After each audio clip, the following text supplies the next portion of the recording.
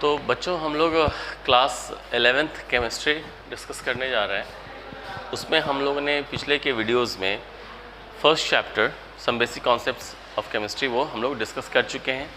Question answers भी discuss हम लोग कर चुके थे। आज हम लोग नए चैप्टर पे यानी कि सेकेंड चैप्टर एनसीईआरटी पार्ट 1 में सेकेंड चैप्टर जो है वो है स्ट्रक्चर ऑफ एटम। इसे हम लोग डिस्कस करने जा रहे हैं आज। ठीक है, तो बच्चों जैसा कि नाम से भी क्लियर है, स्ट्रक्चर ऑफ एटम मतलब क्या हुआ? एटम का स्ट्रक्चर। अब आज के डेट में हम लोग बहुत कुछ जानते हैं एटम्स के बारे में।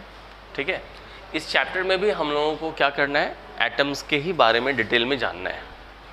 तो आज जैसे आप लोगों ने सुना होगा ज़रूर कि एटम के अंदर न्यूक्लियस होता है, इलेक्ट्रॉन्स होता है, प्रोटॉन्स होता है, न्यूट्रॉन्स होता है।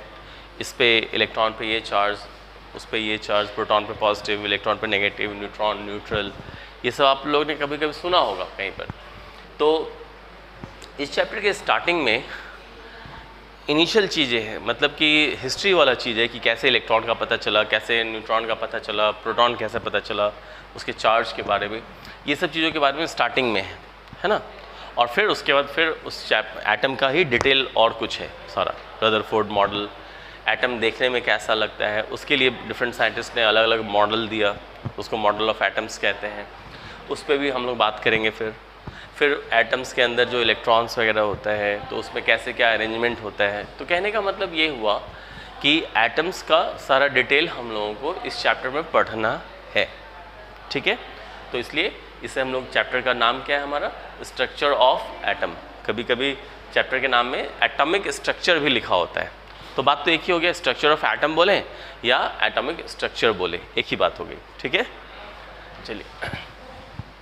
तो जैसे कि देखिए, एक एटम जो होता है, एक एटम के अंदर और भी पार्टिकल्स वगैरह होते हैं।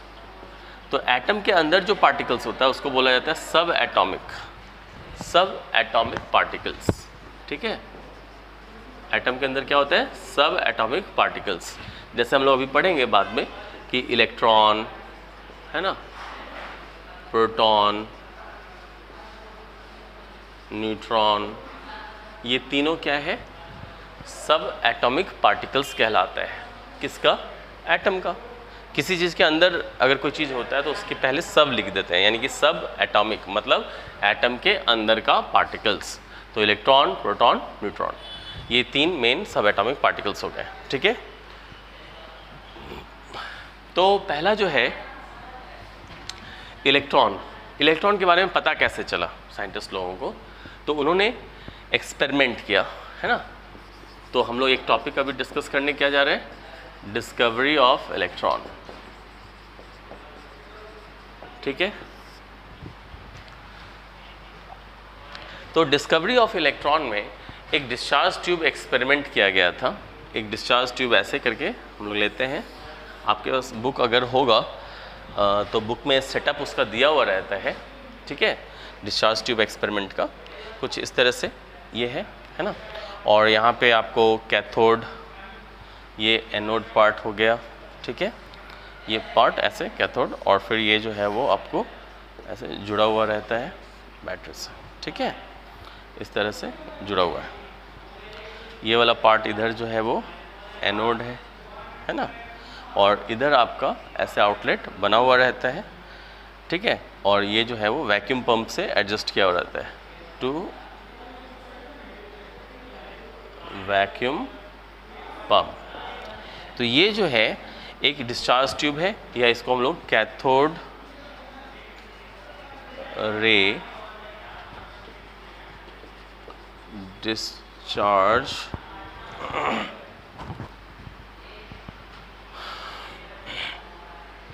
कैथोड रे डिस्चार्ज ट्यूब, इसको हम लोग कहते हैं। ठीक है,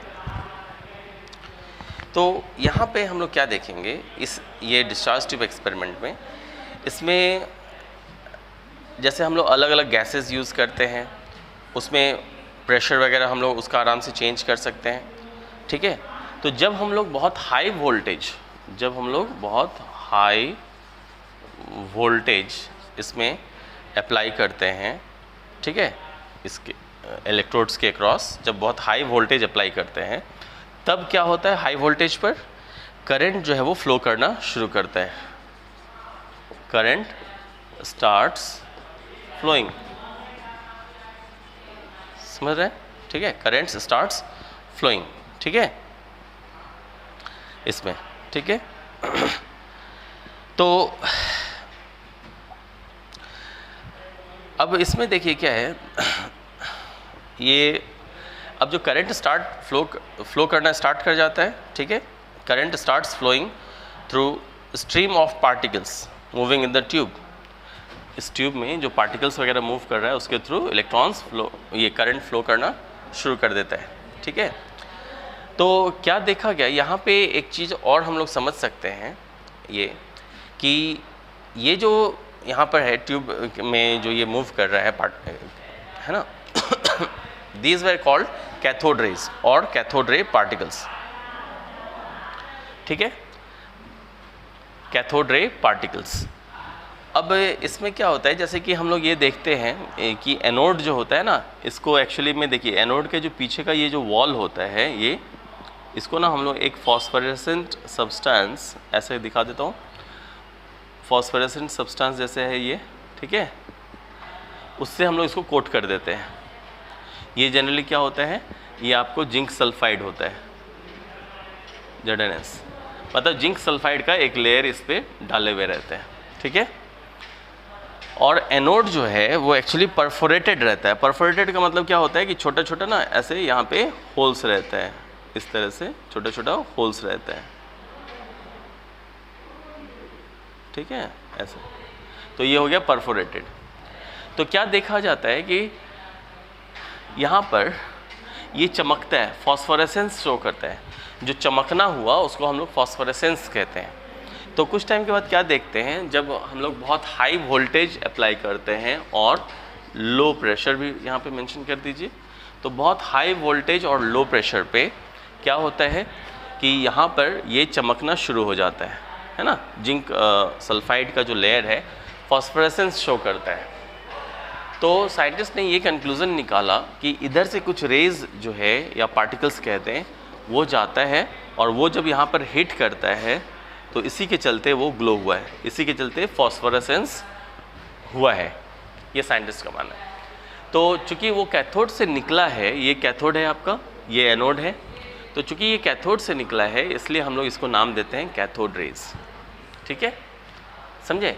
तो बहुत हाई वोल्टेज और लो प्रेशर पे ये रेज रिलीज होता है और वो जा कर के एनोड के पीछे वाले वॉल पर हिट करता है, जो कि जिंक सल्फाइड लेयर से कोटेड है, ठीक है।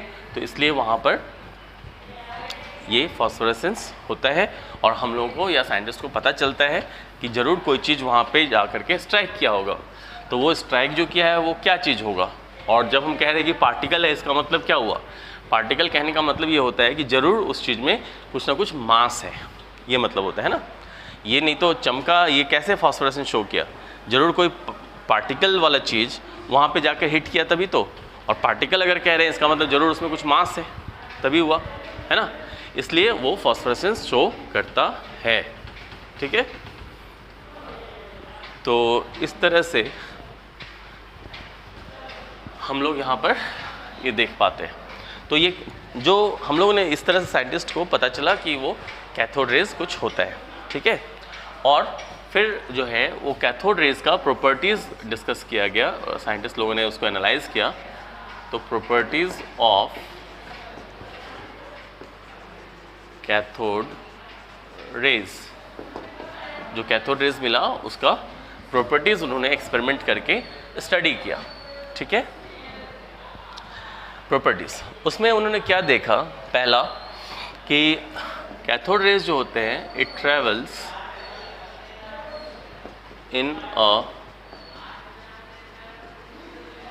स्ट्रेट लाइन, मतलब कि कैथोड रेज जो होते हैं वो जैसे बाकी जो आप लोगों ने पढ़ा होगा रेज को लेकर के, लाइट को लेकर के, कि लाइट एक सीधी रेखा में गमन करती है, वही बात यहाँ पे भी है कि कैथोड रेज जो होता है वो स्ट्रेट लाइन में ट्रैवल करता है, ठीक है। इसमें तो कुछ कहने की ज़रूरत नहीं है। और भी चीज़ें हम लोग कर सकते हैं यहाँ पर। ये भी देखा गया कि जैसे अगर हम कैथोड रेज जैसे लिए, वहाँ से कलेक्ट कर लिए डिस्चार्ज ट्यूब से, और फिर उन कैथोड रेज को हम लोगों ने लिया और क्या किया कि इलेक्ट्रिक फील्ड में, जैसे ये है इलेक्ट्रिक फील्ड में, उसको कैथोड रेज को ट्रैवल करवाया। ये मान लेते हैं कैथोड रेज है, ठीक है, उसमें ट्रैवल कराया, है ना। तो क्या देखा गया कि वो ऐसे ट्रैवल कर जाता है। मतलब ये हुआ कि कैथोड रेज जो होता है, अगर इलेक्ट्रिक फील्ड नहीं है तो वो स्ट्रेट लाइन में जाता है ना, स्ट्रेट लाइन में ट्रैवल करता है कैथोड रेज अगर नहीं है तो। और अगर इलेक्ट्रिक फील्ड नहीं है तो कैथोड रेज स्ट्रेट लाइन में ट्रैवल करता है, ठीक है।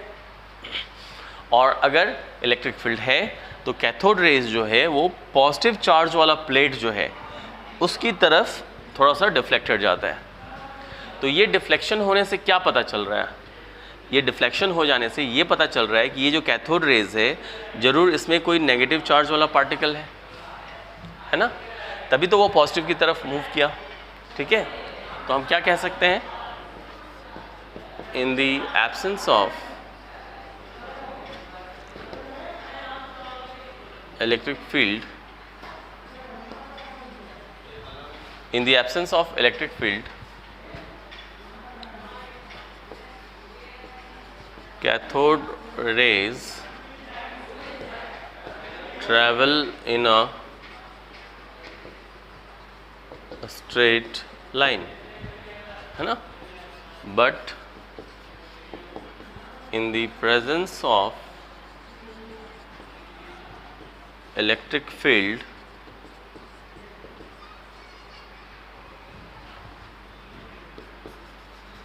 they get deflected, towards positive plate। वो पॉजिटिव प्लेट की तरफ डिफ्लेक्ट हो गया।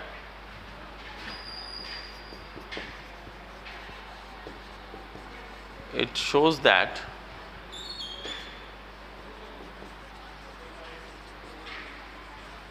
cathode rays are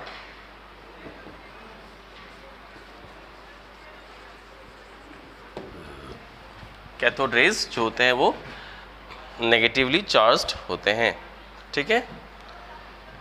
चलिए, तो ये हम लोग समझ चुके हैं, है ना। ये दो बातें हो गई। जैसे हम लोग इलेक्ट्रिक फील्ड की अभी बात कर रहे थे, ठीक है, उसी तरह से हम लोग मैग्नेटिक फील्ड में भी देखते हैं। उसमें कैथोड रेज को लिया गया और मैग्नेटिक फील्ड के थ्रू उसको पास कराया गया, ठीक है। कैथोड रेज लेकर के उसको मैग्नेटिक फील्ड के थ्रू पास कराया गया, है ना। तो ये देखा गया कि मैग्नेटिक फील्ड में भी उसका डिफ्लेक्शन होता है ना।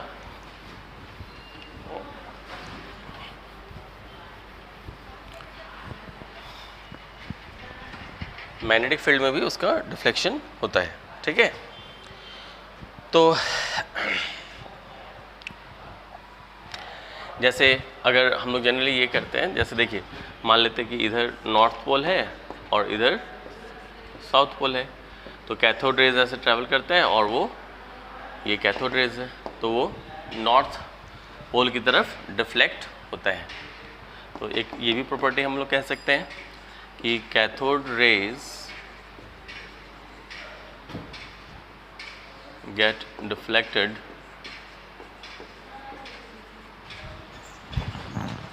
get deflected towards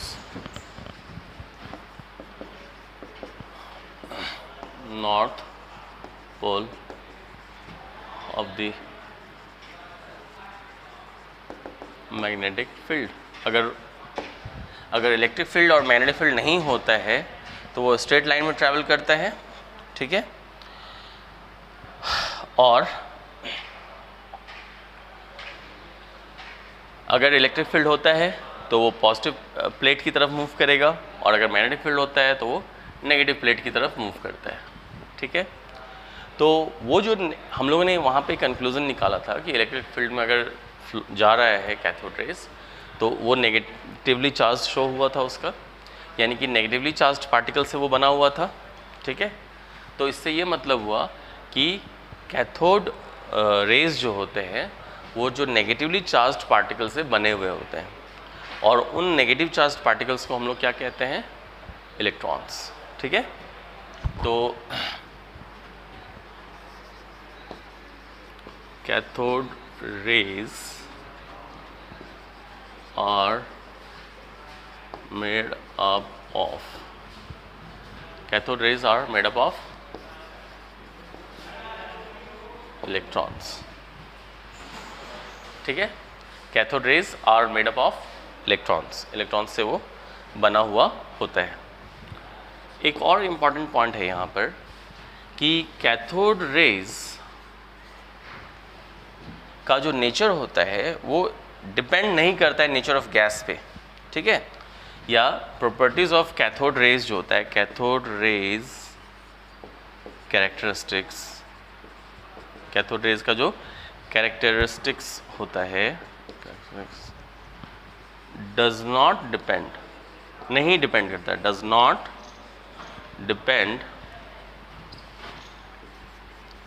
depend upon the nature of the gas in the discharge tube।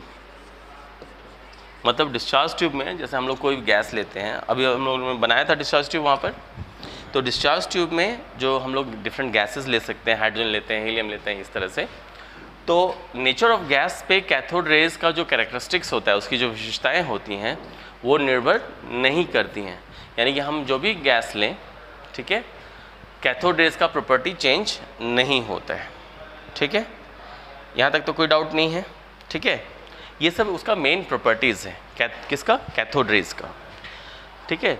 तो हम लोगों ने यहाँ तक अभी क्या देखा कि एक डिस्चार्ज ट्यूब एक्सपेरिमेंट हुआ, ठीक है, और उसका हिस्ट्री में हम लोग नहीं जा रहे हैं कि कौन किए, कब किए, कौन से ईयर में किए, ये हमारा उतना कंसर्न नहीं है यहाँ पे। समझने का जो पॉइंट है वो हम लोग ज़्यादा डिस्कस कर रहे हैं।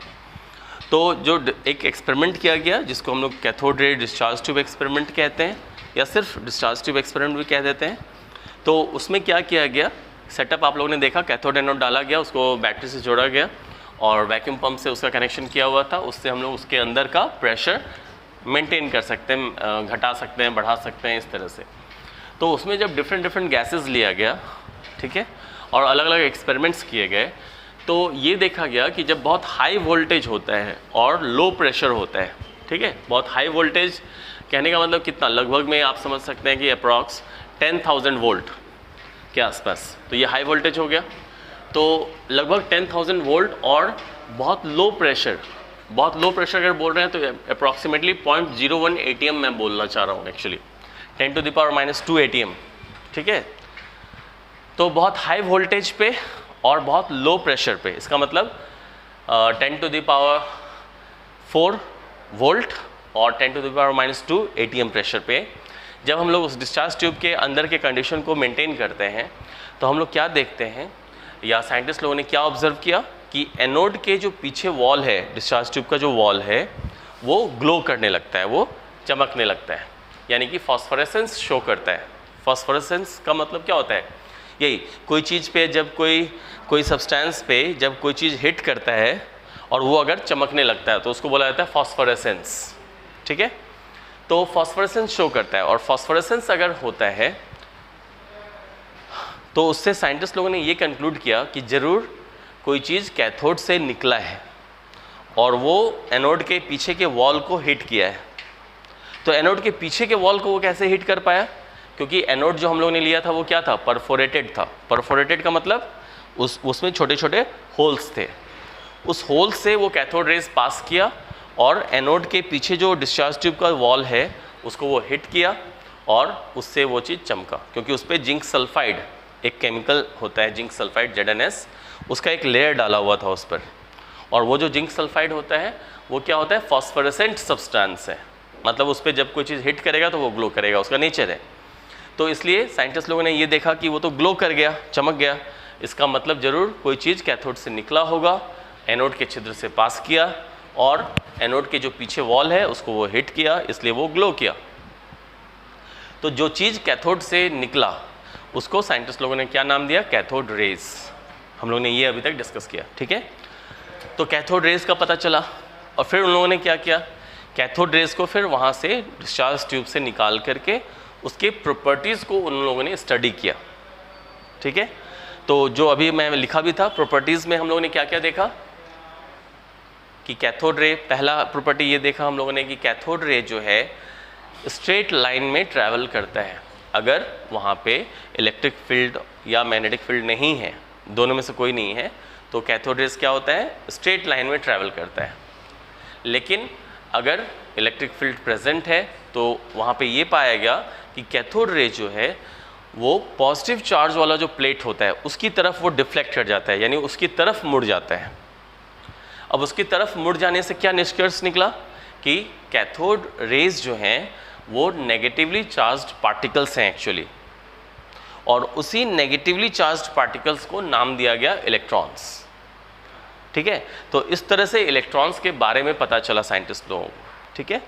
तो उन लोगों ने उस वक्त क्या डिक्लेयर किया कि कैथोड रेज जो होते हैं actually they are the flow of negatively charged particles called electrons.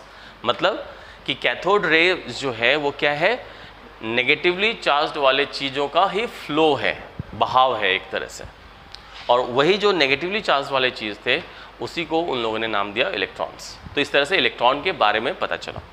और फिर उन्होंने देखा कि मैग्नेटिक फील्ड अगर हम क्रिएट कर दें, नॉर्थ पोल साउथ पोल के बीच में जो एरिया हो गया वो मैग्नेटिक फील्ड हो गया, उसके थ्रू जब कैथोड रे को पास कराया गया तो उन लोगों ने क्या ऑब्जर्व किया कि कैथोड रेज जो है वो नॉर्थ पोल की तरफ डिफ्लेक्ट हो जा रहा है।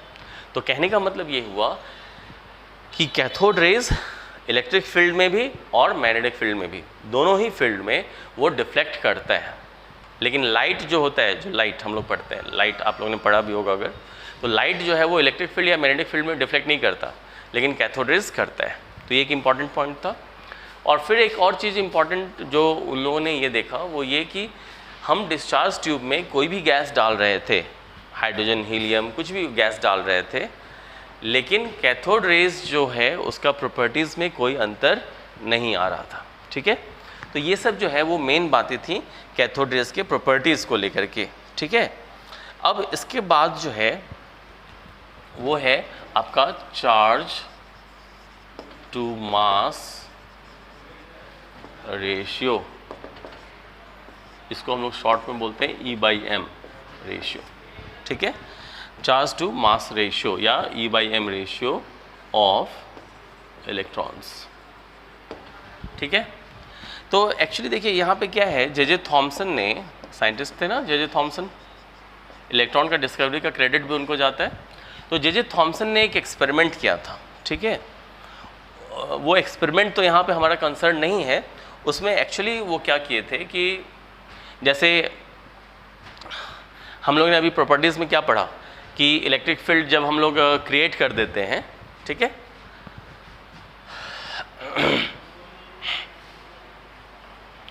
जब हम लोग इलेक्ट्रिक फील्ड क्रिएट कर दे रहे थे तो कैथोड रेज जो है वो क्या हो रहा था? डिफ्लेक्ट कर जा रहा था ऐसे। जब मैग्नेटिक फील्ड हम लोग क्रिएट कर दे रहे थे तो क्या हो रहा था? वो भी नॉर्थ पोल की तरफ डिफ्लेक्ट कर जा रहा था। ये हम लोग ने अभी देखा। तो जे थॉमसन ने क्या किया, मैग्नेटिक फील्ड और इलेक्ट्रिक फील्ड को इस तरह से एडजस्ट किया कि कैथोड रेज स्ट्रेट लाइन में जा रहा है। उन्होंने इस तरह से दोनों के डिफ्लेक्शन को एडजस्ट किया, ठीक है। और एडजस्ट करके उन्होंने क्या किया कि इस तरह से एडजस्टमेंट हुआ कि जो कैथोड रेज है वो सीधे लाइन में जाए, दोनों के डिफ्लेक्शन होने के बावजूद, ठीक है। और इस तरह से वो सेटअप कर करके एक कांस्टेंट उन्होंने निकाला। ये एक्सपेरिमेंटल चीज़ हम लोगों के उतने काम का भी नहीं है। तो डायरेक्टली उन्होंने ये देखा कि जो एक रेशियो आ रहा है उसको उन्होंने E/m रेशियो कहा या चार्ज टू मास रेशियो कहा, ठीक है।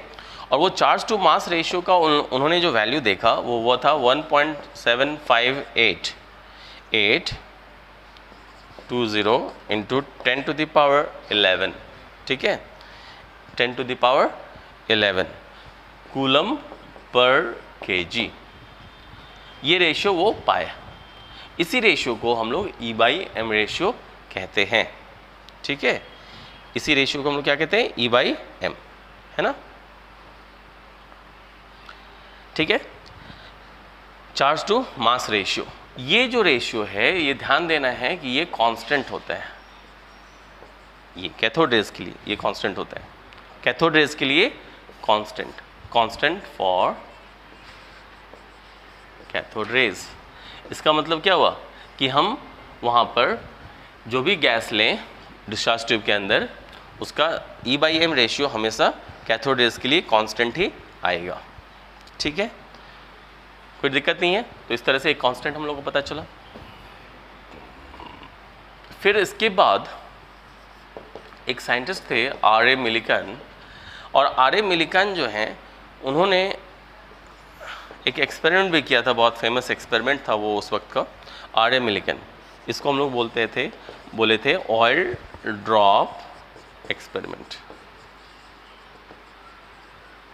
ऑयल ड्रॉप एक्सपेरिमेंट, ठीक है। तो ऑयल ड्रॉप एक्सपेरिमेंट एक अलग अपने आप में एक एक्सपेरिमेंटल सेटअप है, उसको समझना होगा, बट एक्सपेरिमेंट उतना इम्पॉर्टेंट नहीं है यहाँ पे केमिस्ट्री के पॉइंट ऑफ व्यू से अगर हम लोग देखें तो, ठीक है। अगर हम लोग केमिस्ट्री के पॉइंट ऑफ व्यू से देखें तो वो उतना इम्पॉर्टेंट नहीं है, बट फिर भी थोड़ा सा मैं उसका एक सुपरफिशियल व्यू दे रहा हूँ आपको। ऑयल ड्रॉप एक्सपेरिमेंट एक्चुअली क्या था, कुछ इस तरह का एक सेटअप था, समझिए कि जैसे ग्लास से उसको पैक किया हुआ एक कंटेनर टाइप सा समझ लीजिए, बड़ा सा, उस कंटेनर के साइड से जो है वो टेलीस्कोप वगैरह लगाया गया, ऊपर से होल छोटा सा किया गया, ठीक है, और उससे एक एटोमाइज़र एक सब्सटेंस होता है समझिए, उसमें ऑयल्स रखा गया था और उससे स्प्रे किया गया, तो उस होल से ड्रॉप जैसे एक फॉल किया, ऑयल का एक ड्रॉप, ठीक है ना, ऑयल का ड्रॉप जैसे फॉल कराए, जैसे मान लीजिए कुछ इस तरह से, कुछ ऐसे समझ लेते हैं, सपोज़ करते हैं कि ऐसे कोई कंटेनर है, सपोज़ कीजिए मान लीजिए यहाँ पे होल है छोटा सा, इधर इसको पैक किए हुए हैं, इधर ऑयल को यहाँ पे होल है, जैसे यहाँ से ऑयल गिरा, ठीक है, ऑयल का ड्रॉप को एटोमाइज़र से स्प्रे कराया, तो बहुत सारा ड्रॉप्स वगैरह था, और इस होल से फिर वो एक ड्रॉप नीचे गया, है ना, इस तरह से, ठीक है। और इधर जो है वो टेलीस्कोप लगा हुआ है, सपोज़ करते हैं देखने के लिए, है ना, टेलीस्कोप है कुछ इस तरह से लगा हुआ, और एक्सरेज भी प्रोड्यूस किया गया इससे, ठीक है, एक्सरेज को प्रोड्यूस कराया गया। तो यहाँ पे क्या देखा गया कि ये जो एक्सरेज था, एक्चुअली आप कभी पढ़ेंगे बाद में हो सकता है, या पढ़े भी होंगे कि एक्सरेज जो होता है आयनाइज कर देता है चीज़ों को। आयनाइज करने का क्या मतलब हुआ कि कोई चीज़ ऐसा है जिसमें आयंस मौजूद नहीं है, लेकिन वो उसको तोड़ दे रहा है आयंस में, ठीक है, वो उसको आयंस में तोड़ दे रहा है, तो इसी को बोलते हैं आयनाइज होना। कोई चीज़ आयंस में नहीं है, उसमें आयंस मौजूद नहीं है, मगर उसका आयंस में टूट जाना, इसी को बोलते हैं आयनाइजेशन। तो एक्सरेज जो होता है, एक्सरेज ये क्या करता है, आयनाइज कर देता है, किसको, ये जो ऑयल का ड्रॉप है इसको, ठीक है, ऑयल का ड्रॉप को आयनाइज कर दिया, तो बहुत सारे आयंस मिले, है ना, यहाँ पर बहुत सारे इधर आयंस मिले, ठीक है। और फिर मिलिकन साइंटिस्ट जो थे उन्होंने क्या किया, वो जो डिफरेंट आयंस मिले उसको उन्होंने स्टडी किया, वो आयंस को लेकर के वो स्टडी किए उसको, ठीक है। तो आयंस को लेकर के जब वो स्टडी किए तो उन्होंने क्या पाया कि जितने भी आयंस थे वहाँ पे, ठीक है, जितने भी आयंस थे सभी पे उन्होंने क्या देखा कि या तो ये चार्ज प्रेजेंट है 1.6 इंटू 10⁻⁻19 कूलम, ये चार्ज प्रेजेंट है, या फिर ये चार्ज प्रेजेंट है, ठीक है, या फिर ये चार्ज प्रेजेंट है, या फिर ये चार्ज प्रेजेंट है, समझ रहे, या फिर ये चार्ज प्रेजेंट है। तो कहने का क्या मतलब हुआ, यहाँ पे आप अगर पैटर्न को नोटिस कर रहे होंगे, ठीक है, तो क्या आप देख रहे हैं कि ये जैसे 1.6 इसी का मल्टीपल यानी डबल हो गया, ये इसी का ट्रिपल हो गया, ये इसी का 4 टाइम्स हो गया, ये इसी का 5 टाइम्स हो गया वो, है ना। तो कहने का मतलब ये हुआ कि मिलिकन ने ये फाइनली ऑब्जर्व किया कि जितने भी आयंस थे उस पे या तो ये चार्ज था या फिर इसी का मल्टीपल था। मल्टीपल का मतलब क्या हुआ, जैसे 3 का मल्टीपल 3 1 जा 3, 3 2 जा 6, 3 3 जा 9, 3 4 जा 12, ऐसे होता है ना। 3 का मल्टीपल यानी कि 3 के ही गुना में है, ठीक है। उसी तरह से इसी चार्ज का मल्टीपल था कौन, जितने भी आयंस थे उस पर जब चार्ज कैलकुलेट किया गया तो किसी पे ये चार्ज, किसी पे ये चार्ज, किसी पे ये, या इसी का मल्टीपल था, यानी इसी के टाइम टेबल में था, ठीक है। तो इससे मिलिकन ने जो है फाइनली ये कंक्लूड किया कि किसी भी सब्सटेंस पे, हालांकि यहाँ पे तो उन्होंने आयंस में देखा था, लेकिन कंक्लूजन जो उन्होंने किया वो ये कि किसी भी सब्सटेंस पे जो मिनिमम चार्ज होता है वो ये होता है। और यहाँ पे भी आयंस जो मिले थे उस पे जो सबसे मिनिमम चार्ज था वो ये था। इसी मिनिमम चार्ज को उन्होंने कहा इलेक्ट्रॉनिक चार्ज, इलेक्ट्रॉनिक चार्ज, ठीक है। और इससे पहले साइंटिस्ट लोगों ने ये समझ लिया था कि कैथोड रेज जो है वो इलेक्ट्रॉन से बना हुआ है, जो हम लोग ने बात की कि वो नेगेटिवली चार्ज्ड पार्टिकल से बना हुआ है, और उसी नेगेटिवली चार्ज्ड पार्टिकल को इलेक्ट्रॉन कहा गया। तो वो जो नेगेटिवली चार्ज्ड पार्टिकल था इलेक्ट्रॉन, उस पे मिलिकन ने ये कंक्लूजन किया कि किसी भी एक इलेक्ट्रॉन पे जो मिनिमम चार्ज होता है वो ये होता है, और इसी को हम लोग इलेक्ट्रॉनिक चार्ज कहते हैं, ठीक है। यहाँ तक कोई डाउट नहीं है ना। ऑयल ड्रॉप एक्सपेरिमेंट मेरे ख्याल से क्लियर है। सेटअप उतना इम्पॉर्टेंट नहीं है, फिर भी मैं एक बार शॉर्ट में रिपीट कर सकता हूँ कि हाँ, ये जो है आर.एम. मिलिकन ने एक ऑयल का ड्रॉप इससे पास करवा के एक्सरे से आयनाइज कराया, और फिर उसका स्पीड वगैरह को कैलकुलेट करके फाइनली वो चार्ज को कंक्लूड किए कि कोई भी सब्सटेंस पे जो मिनिमम चार्ज होगा वो ये, और उसी को उन्होंने इलेक्ट्रॉनिक चार्ज कहा, ठीक है। और किसी भी सब्सटेंस पे जो चार्ज होता है वो इसी के मल्टीपल में ही होता है, ये उनका कंक्लूजन था, ठीक है। तो अब आप यहाँ पे क्या देखेंगे, दो बातें हो गई। जे थॉमसन एक्सपेरिमेंट में उन्होंने एक रेशियो पाया, charge to mass ratio, E/m ratio, वो ये था। मिलिकन के एक्सपेरिमेंट से पता क्या चला कि चार्ज जो है वो ये है। तो अगर यहाँ से हमको चार्ज पता है, E का मतलब यहाँ पे क्या है, चार्ज, ये वैल्यू ये पता है, E मतलब एक इलेक्ट्रॉन पे चार्ज। अगर मुझे ये पता है तो M हम आसानी से निकाल सकते हैं, है कि नहीं, ठीक है। तो फाइनली फिर जो मास को कैलकुलेट किया गया, ठीक है, मास किसका, इलेक्ट्रॉन का। तो मास ऑफ इलेक्ट्रॉन जब कैलकुलेट किया गया तो उसमें ऐसे किया गया, जैसे देखिए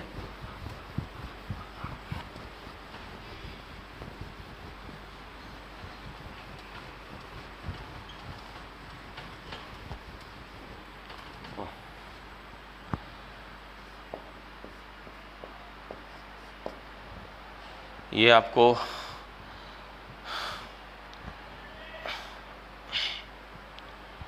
है ना, ये जो है